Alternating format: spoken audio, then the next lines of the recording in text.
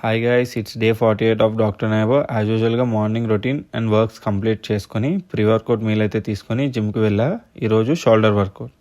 So coming to the topic, ఈరోజు నేను ఒక పాపులర్ మిత్ బస్ చేద్దాం అనుకుంటున్నా. Sweat loss is equal to weight loss అని చాలామంది అనుకుంటారు. జిమ్కి వెళ్ళి ఒక 2 hours కష్టపడి టీషర్ట్లు తడిపేసుకొని ఒక 2 or 3 kilos తగ్గిపోయామన్న ఫీలింగ్లో ఉంటారు.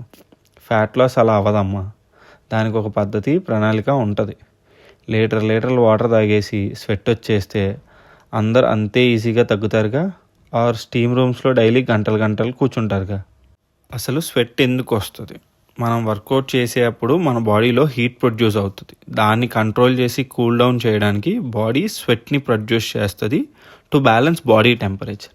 అంతేకాని ఫ్యాట్ కరిగి స్వెట్లో రాదు. అలా ఎవడైనా చెప్తే మీకు వాడిని దూరం పెట్టండి ఫస్ట్. సో ఇంకా ఇలా ఎవరైనా